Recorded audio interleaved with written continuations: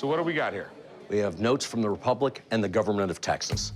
All right, that is pretty cool. It's pretty amazing.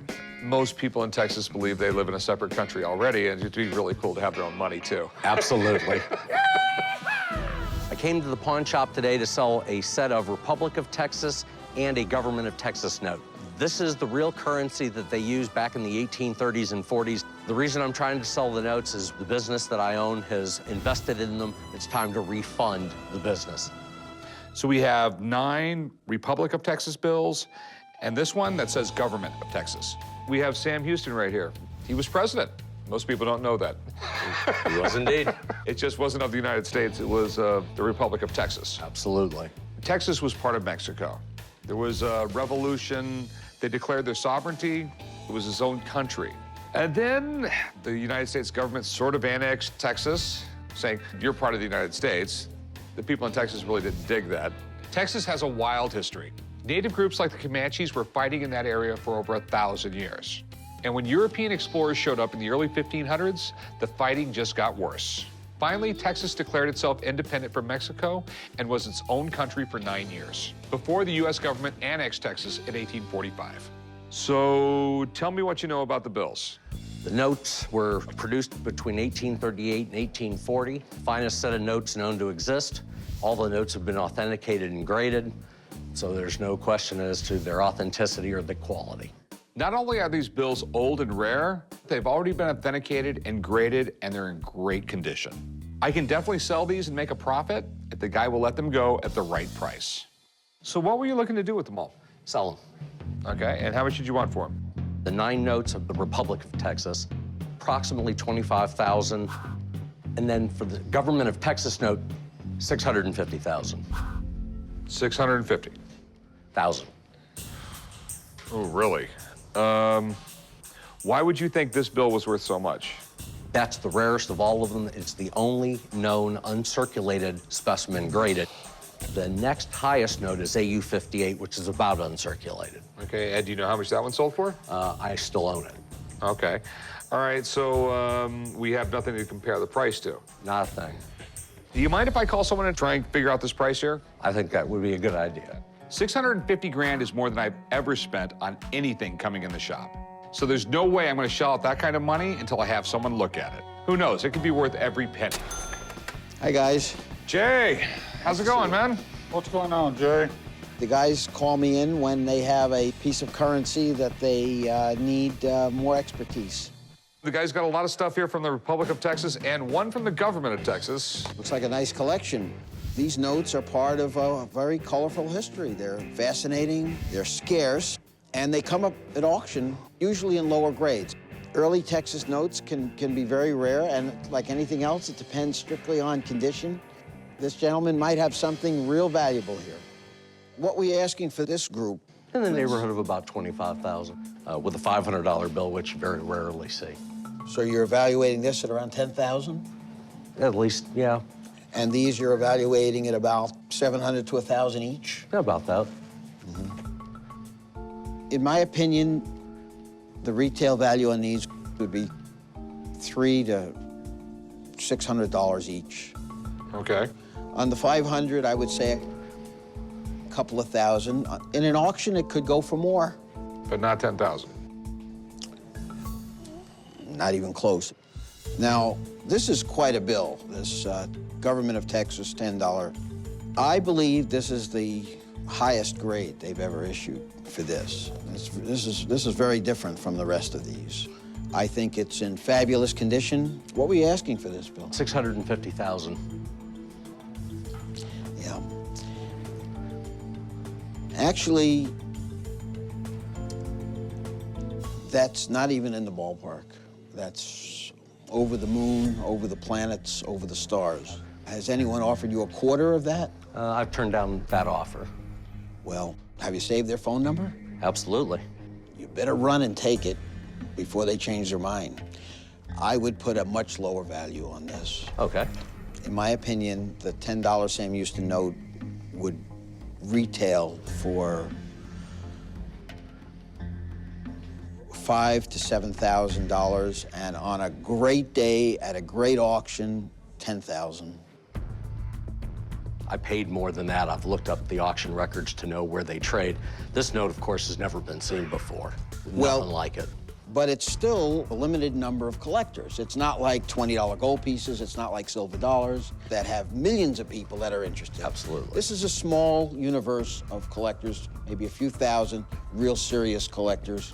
So the fact that something is the finest known is great, but that doesn't necessarily mean it's worth a fortune of money. Most people don't have a clue what it's worth. You're on your own. I've Thanks, given you Jake. my opinion. Okay. It's a free country, and people can ask whatever they want. I have to give my opinion based on what I consider the real world, the real market. Obviously, we're really far apart. You know, my guy says 6,500, you're saying 650,000, so. I appreciate you bringing in an expert, but obviously this is so rare, he just doesn't normally deal with it. And if I could buy notes at his prices retail, I'd probably buy him out. Jay's my guy, I gotta listen to him. I've never had any deal that far apart before on prices, but Just more research and more time is probably what we needed. obviously a deal's not gonna be made here today.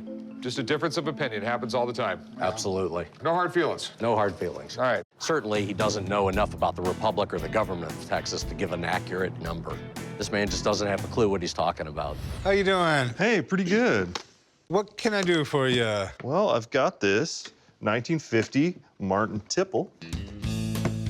Okay. Pretty cool. I think it's pronounced Tiple, but it does say Tiple. I don't know. It's a Spanish instrument, so. I don't really know how to play it, do you? I've got a 1950 Martin Tiple. Looks a little bit like a ukulele. It's got 10 strings. It's in really good shape, and it sounds good. Seems like it's in playable condition to me. I'm hoping to get $2,500 for it today. Pretty cool instrument. Yeah, I think they're just slightly bigger than a ukulele. This is a really rare instrument. It's not something you see a lot. Where did you get this from? You know, it's been in my family for years, and my mom gave it to me a few years ago. And I don't really play it. It's just kind of been sitting in my closet. Well, Mom must really like you if she gave you a Martin. Martin is superior when it comes to string products, especially guitars and basses and T-plays. At first glance, it doesn't look in horrible condition. It's got some normal scratches and wears and tears on it. It's been dinged up pretty bad right here, but that shouldn't affect the sound quality. But it looks like it's in good condition. What are you looking to do with it? You know, I'm looking to sell it. And how much are you looking to get? Well, I think it's worth, realistically, maybe around $2,500. You know, I really don't know the value on it. I do know these things are very rare. They're very hard to sell, but it's a Martin. I'd like to have someone come down, take a look at it, just kind of give me a better idea about it and what it might be worth. Give me a few minutes. I'm gonna make a phone call, see if I can get someone down here. Sounds good, thanks. It's what I called you in about. Oh boy, look at that. It looks like you got a Martin Tiple here. These originated in South America and migrated to North America in the 20s during the ukulele craze. I mean, Martin, what can you say? They're one of the most iconic acoustic guitar companies on the face of the earth. Been around since pre-Civil War. But yeah, these are great. They were used in a lot of jazz and folk bands at the time. They were much louder than a ukulele, having all the octave strings, so they could really cut through and get over the sound of all the other instrumentation, which obviously a little ukulele with plastic strings couldn't do. So it's a great instrument. Take a look at it. Okay. You can hear it's pretty loud. Yeah, It's got a lot of projection for a little body. It's got a lot of sound, but it looks all original. Oh, wow. That looks like Brazilian rosewood. That's good, right? Yeah, that's the mother of tone woods, pretty much. That's what you want. It's in pretty good shape. A couple little checks from playing. It's been loved. You can tell someone played this a lot. Really nice. What kind of value does this have? They're very rare. This is only the second one I've ever seen in person. But it's a weird instrument. It's kind of an odd duck, and not that many people play it, so it may be a hard sell. In the condition it's in, looking at it right now, I'd give it around $2 grand. All right, well, thanks for coming out. I appreciate it. Thank you. I appreciate it. Good seeing you. You heard what he had to say. This is going to be extremely hard to sell. So, would you take $700 for it? You know, I couldn't take $700 for it. If the expert thinks it's worth $2,000, you know, maybe you put it on the wall for $1,900 and you take the first $1,700 that walks in. I think I could sell it for $1,600. Yeah, I'm not buying this, and making $100 profit. Top dollar I'm gonna be willing to pay for this is gonna be $1,100.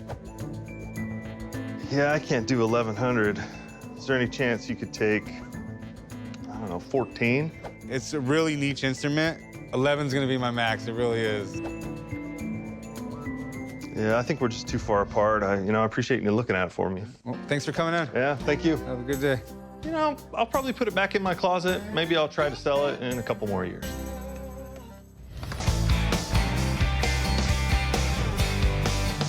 Hey, how's it going? Good, how are you doing? Pretty good. So what do we got in the box? It is a prototype for the unreleased Kenner starting lineup Andre Agassi action figure. Okay, there was actual tennis action figures? They never came out. Okay, but it's Andre Agassi. I mean, we have a lot in common. Sure. In the 80s, we both had hair. Oh, sure. I'm here today at the pawn shop to try to sell my prototype Andre Agassi action figure. This figure is one of two known to exist. These were supposed to be destroyed after Kenner failed to lock down the license very close to production. And I found this in the basement of an ex-Kenner employee. I'm a big collector and I buy and sell a lot of prototypes and I'd like to sell them today. I'm hoping to get $10,000 from my Andre Agassi prototype action figure. It's definitely interesting. I mean, Agassi had a pretty cool career. He's a Vegas local. Been playing tennis since he was like 2 years old. He would joke around and say he's an 8th grade dropout because, by the 8th grade, that's all he did was play tennis. But in the 90s, I mean, he was unbelievable. I think he won 8 Grand Slams. So what company made these? These were intended to be released by Kenner. Okay. So he was the flagship player for the intended Kenner starting lineup tennis line. All right, I'm really intrigued with this. I think it's sort of fascinating. You can tell it's probably a prototype. Absolutely, it's a test of the molds, and the color was irrelevant. He would not have had clear legs when they produced him. Yeah, that would have been a little weird. Yeah. Got a certificate of authenticity here. Apparently it's authenticated by a guy named Tom Derby. That's correct. How much do you want for it? I'm asking $10,000. $10,000. All right. I don't deal in a lot of super expensive toys. So I got my toy guy. I'll get his opinion on it. Okay. All right. And I'll be right back. Thank you. The only Grand Slam I've ever gotten is at a breakfast restaurant. Hey, Steve, how's it going? Hey, Rick, what's going on? Hello. How you doing, man? Like I told you on the phone, we have a action figure that's half Andre Agassi, half Invisible Man. Yeah, cool prototype, man. I love the hair on this figure. So this specific item is believed to have been intended for what was called Timeless Legends. And that line was really cool because it did a lot of secondary sports. You had boxing, you had some hockey figures, you had some golfers that were involved in this. There was supposed to be some tennis made. And in fact, Arthur Ashe was one of the tennis players that was on that list that was going to be made. And this is pretty unique. So what do you think? It looks like what I would expect one of these test shot or first shot prototypes to look like. You can see that the different colors of plastic that they use, that's done intentionally so they can identify quickly what they wanted to make changes on. They would have left this toy unassembled so that way if there was something they wanted to fix on it, they could take that piece off, discuss it, mark it up, put it on a mock-up sheet, and send it off to get the changes made. Okay, so he has paperwork from this individual right here, and he wants a ridiculous amount of money. So what do you think? Well, I'll tell you first, CIB is highly, highly respected in the industry. They're the authority as far as authenticating toys, especially when it's something like an item like this that might be a one-off. Okay. And from my understanding, the only one that actually is out and available on the market would be this specific Andre Agassi. Within the last 10 years, there's no indication that anybody has a painted production piece or anything like that. Okay, so bottom line, what do you think it's worth? It's hard to really assign a solid market for this because it's really the only one that exists. We can only compare it to other items that are like it. And based on that, $1,200 is what I'd look to get for it. A lot lower than what I was asking. Okay. Thanks, man. I appreciate Yeah, it. no problem. Good luck with it. Thank you. Okay, so far cry from 10 grand. Yeah, we're pretty far apart. So my My big time offer is 600 bucks. Yeah, I don't think I could do that today. Okay, I mean, what is your best price? Yeah, I've seen other starting lineup prototypes sell for $4,000 and $5,000. I would want to get $3,000 minimum, so we're pretty far apart. Yeah, we're way too far apart. All right, if you change your mind, come back and see me. Cool, thank you. I don't think the offer was out of bounds at all. Hey, what do we got here? I have a very old Tiffany clock. It's Tiffany & Company, It is a Tiffany. and it just goes to prove that time is money. I came down to the pawn shop today to sell a Tiffany wall clock. I know that it's quite rare and it's a one-of-a-kind piece because it has some pretty unique paintings on it. I'd like to get just around $8,000 for it. The least amount I'll take is about $4,000. This is really intriguing. Do you know much about it? Well, I know a little bit about it. Probably done around the 1800s. I think is really unique about it is that it has all these reverse paintings on it. So what I've been told is that, you know, the artist had to actually paint it backwards in order for you to view it forwards. Okay. This is called a Banjo clock. Okay. Okay. And on federal clocks, this was like the most popular motif.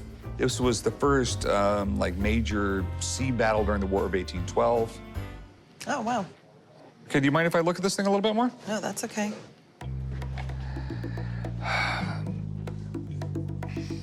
There's some writing on the inside, but I don't know what that's from. That is a clockmaker's repair. They have this weird little script and everything like that, so next time they work on it, they know what they did. Oh, okay. Okay? But it looks like it was in December of 1916 it was worked on. Oh. Long time ago. Yeah. Okay, and do you want to sell it? Yes. I'm looking for $8,000. Okay. Now, a few things. It's not from the 1820s. This is probably from right around 1900. These things retail for right around $2,000.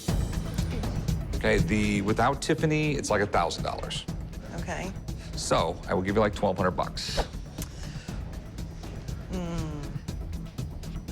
I would be more inclined around the 4 or 5. They just don't go for that. Right. I'd go 13. Or are we just too far apart?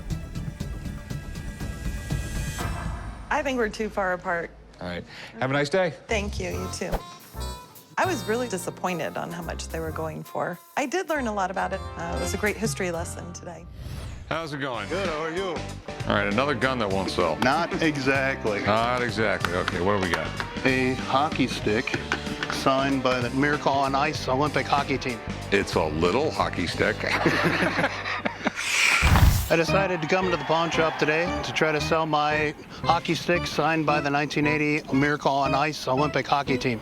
It is a one-of-a-kind, very unique item. I wouldn't take less than $5,000 for it today.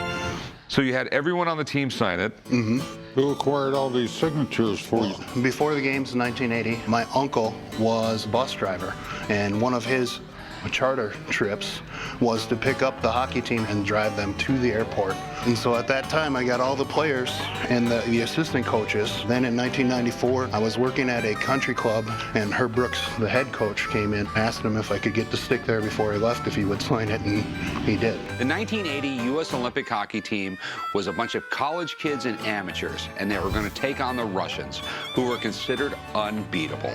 And they kicked the Russians' asses. It was one of the greatest upsets of all time. This was the game of the century.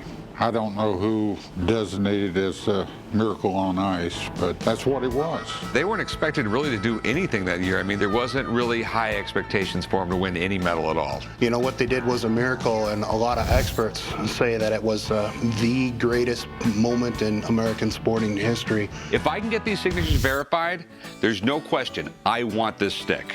I know a ton of collectors who would think this thing is absolutely priceless. And what were you looking to do with it? I'm looking to sell it if the price is right. I mean, the problem is there's only one of them that exists, probably not something to compare it to, and it's really difficult coming up with a price that way. I got a buddy, he knows about autographs, he can tell us if they're all legit. Let me get him down here, and I'll try and come up with a price. Can you come back? Yeah, sure can. All right, thanks. All right, great, thank you. Hey, thanks a lot for Thank coming you. down. I'm not concerned about the expert coming to take a look at the stick to authenticate it. I'm positive it's 100% authentic. I'm Drew with Authentic Autographs Unlimited, and I'm a forensic document examiner. What's the story on this one?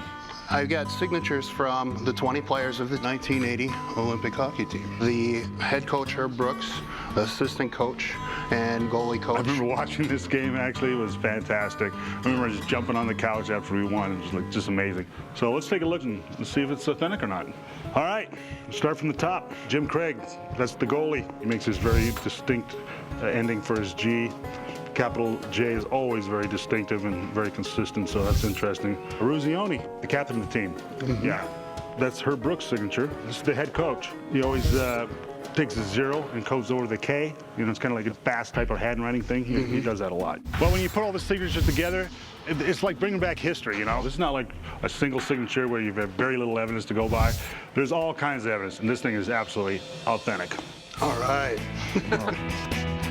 Thanks, Drew. You bet. All right, You're the guys. man. I appreciate it. Take care. You bet. It's amazing. Value-wise, this thing can be worth thousands of dollars if someone really wants it bad, and I'm sure someone will pay that one day. So what were you looking to get out of it? $5 grand. It's a one of a kind. You know, it's really neat, but I couldn't come close to that. I mean, I would give you $1,500 for it. It's just, sports memorabilia is just like the stock market. It goes up and down in value. And this particular point in history right now, it's down. Way down. Well, how about 4,500? I mean, don't you believe in miracles? You know, I'll go like $2 grand on it. I mean, I think, you know, it's that special. I might be able to get a little bit more for it. Double it. There's a 4 and we got a deal. No. Not only no, hell no. It'd be a really cool thing in my store, but we're just too far apart, I guess. Thanks. you. Have a good one, man. Thank you. This stick means too much to me. I've had it for so long, and there's such a story and history with it. I just don't think 2,000 is enough for me to part with it at this time. What do you got there? I have some pretty cool silver boxes that I inherited from my mother when she passed, and these are called Vinagrettes. The point of a vinaigrette is to help cover up body odor. People did bathe back then. A lot of people think there wasn't a lot of bathing. You have to realize, even going a day or two on a hot and muggy day, and there's no such thing as deodorant, you need one of these. They were used a couple of hundred years ago when people had pretty bad body odor. I would walk around with anything to help cover up body odor, but thank goodness for deodorant and dry cleaners. I'm looking to sell the Vinagrettes today because my daughter's getting married. I could use the money to help with her wedding, and I think it would be a great way for her grandmother to participate in her wedding. All right, well, tell me about these things. Each one has an inner lid, and inside that was the place where they would put infused vinegar that had citrus or clove or cinnamon. Yeah, they would use it to cover up their odor. Some of them had little sponges in them that they could actually dab on themselves. And they also carried them to help keep away disease. I see. You've heard the nursery rhyme, ring around the rosy, pocket full of posies. Right, Ashes, right. ashes, they all fall down. Well, they would have flowers that they would put in a little box like this and keep in their pocket. I see. See, a pocket full of posies. It was supposed to keep off disease. Okay. And these were real popular late 1700s, early 1800s in England. And that was the one economy in the world in the early 1800s that could afford just about anything. Back in the 19th century, English silversmiths were some of the best ones in the world. And one of the more unusual things they made was these vinaigrettes. Your common silver ones, in today's money, a couple $100. Fancy gold ones, in today's money, thousands of bucks. Sounds like a lot of money for deodorant? Well, it was probably worth it. All English silver, by law, had to be stamped with a date code. The city it was made in, the metal it was made out of, and the maker. Let me see here. See, this was Birmingham. I know it's Birmingham because it has an anchor mark on it, okay? And go to the handy-dandy internet real quick. And basically, the way the date codes worked, it was they would go through the whole alphabet in uppercase, you know, one letter for each year. This one is really great marks. This one's 1850. And So this one's 1836. And that's when they were pretty popular.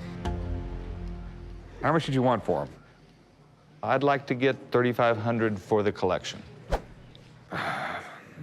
They can be worth a lot of money if they're by the right silversmith. You know, over in England, they have silversmiths just like, you know, that are like brand names from that time period, sort of like we have Tiffany and Company here, or Cartier or something like that. You don't have no Cartier, you don't have Tiffany, you don't have Van Cleef and Arpels here. These are just your basic corner jewelry store type thing.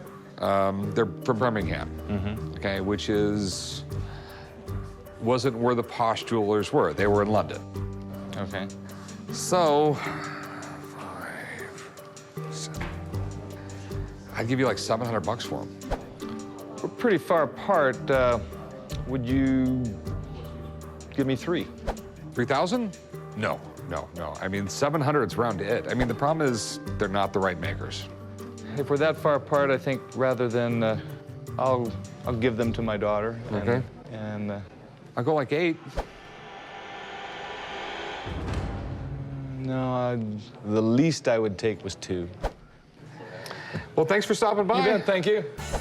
I would rather give them to my daughter. She doesn't have an odor problem, but I think she'd appreciate them coming from her grandmother.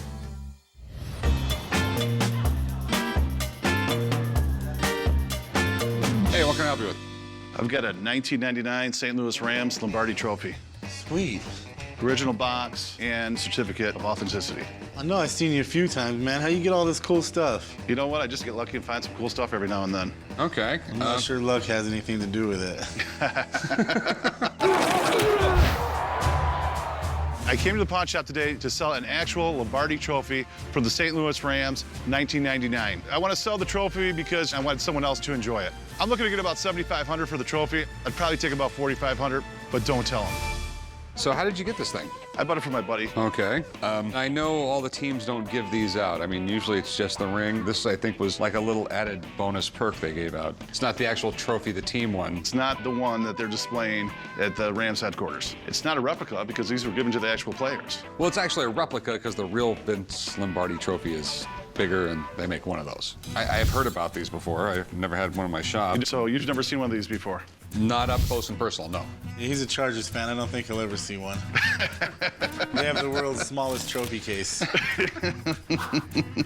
The Vince Lombardi trophy has been awarded to every team that's won the Super Bowl since 1970. It's made by Tiffany, and unlike the Stanley Cup, they make a new one every year. They made 400 of these, huh? Yes. And I can just tell by the weight looking at it, it's not sterling silver like the Vince Lombardi trophy. No, it's not. I'm not sure what it's made out of. It's very rare. Well, it's not really rare. There are 400 of them. While this isn't the actual trophy, it's still a limited edition of football's highest prize, and it was only given to members of the Rams organization who won the Super Bowl. It's pretty damn cool. So what do you want to do with this? I'd like to sell it. How much do you want for it? I'd like to get about $7,500 for it, and I could prove the value right here. $12,500? This belonged to any particular player? No, that was a front office person's. Okay. If it was Kurt Warner's, no problem. But obviously it's not. We're pretty far apart on the price. Okay, well, what's your price? $2,500. Oof. Really? I can buy one cheaper somewhere else. A lot of players risk their bodies, their limbs to hoist this trophy. You could be in that small group and hoist this. I would love to have it. It's a really cool piece, but I would pay $2,500 for it.